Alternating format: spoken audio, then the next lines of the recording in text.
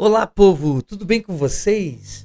Nas últimas décadas, temas ligados a pirata e aventura nos sete mares têm roubado o espaço na cultura pop. Produções de filmes como Peter Pan, animes como One Piece e a saga Piratas no Caribe têm se destacado.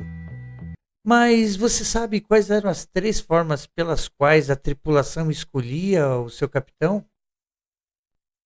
É o que o Andrei vai nos apresentar hoje. As três formas pelas quais a tripulação escolhia o seu comandante em um navio pirata. Andrew, solta a vinheta!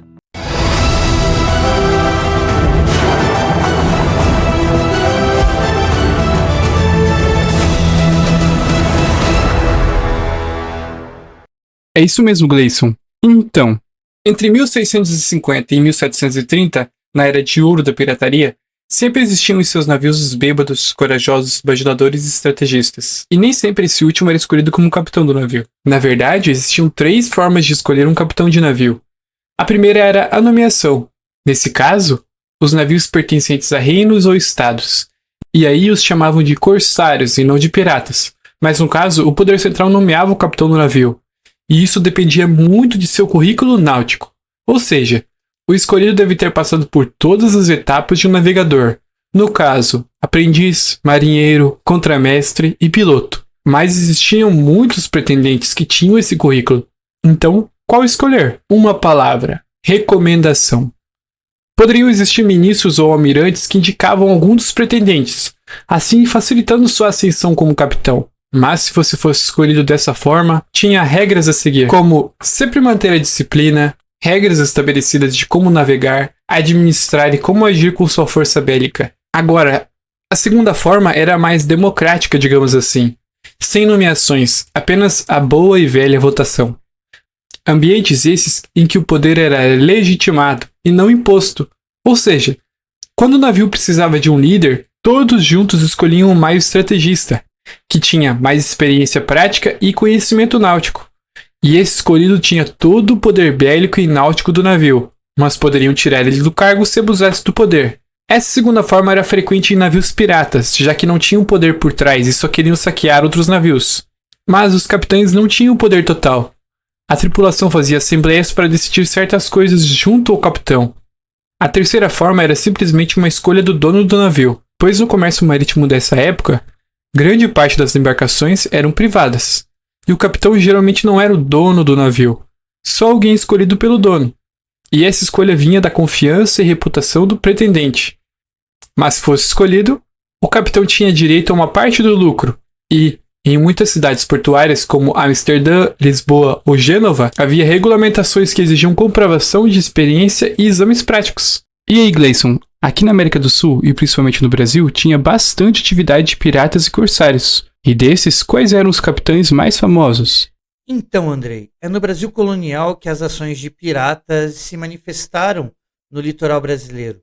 Justamente porque é nesse instante em que nós pertencíamos à economia portuguesa que as ações de corsários, mandriões e bucaneiros se fez presente tanto no litoral quanto em ilhas que serviam como um entreposto ou como um refúgio de piratas. É isso que nos revela o livro do professor Luiz Felipe de Alencastro, O Trato dos Viventes. Mas qual a diferença entre o pirata e o corsário? A diferença é que o corsário ele tinha autorização para praticar a pirataria.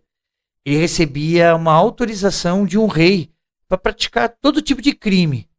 Ele recebia a carta de corso, que era um documento assinado pelo rei e cuja pena jamais o julgaria como um criminoso. E é pela pena de alguns cronistas que nos chegam alguns relatos interessantes sobre pirataria no Brasil.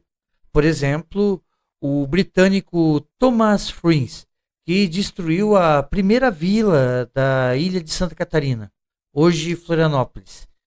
A primeira vila foi fundada em 1679 por Francisco Dias Velho, um bandeirante. E apenas 8 anos depois, essa vila foi completamente arrasada justamente por esse pirata chamado Thomas Friends. Mas não é apenas ele que se destaca. tem um que se destacou muito mais. Estou me referindo ao ricaço inglês Thomas Cavendish, um homem no mínimo curioso. Ele era muito rico, perdeu tudo e ficou rico justamente com a pirataria. Se tornou um corsário, ajudou a criar a colônia da Virgínia, nos Estados Unidos, foi o terceiro homem a dar a volta ao mundo.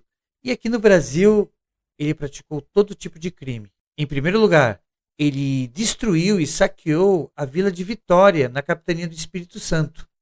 Em segundo lugar, ele deixou em Ilhabela, no litoral paulista, o marujo Antony Nive, que escreveu diários e depois os publicou, tornando-se famoso e é uma das crônicas primeiras do Brasil do século XVI.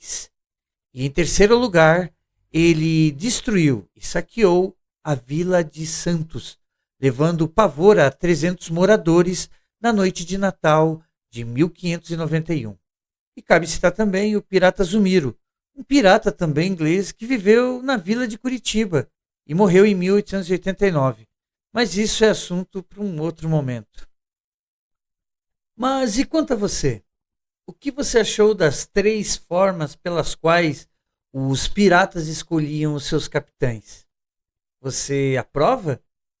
Essa democracia poderia ser utilizada no seu trabalho? Curioso, não é?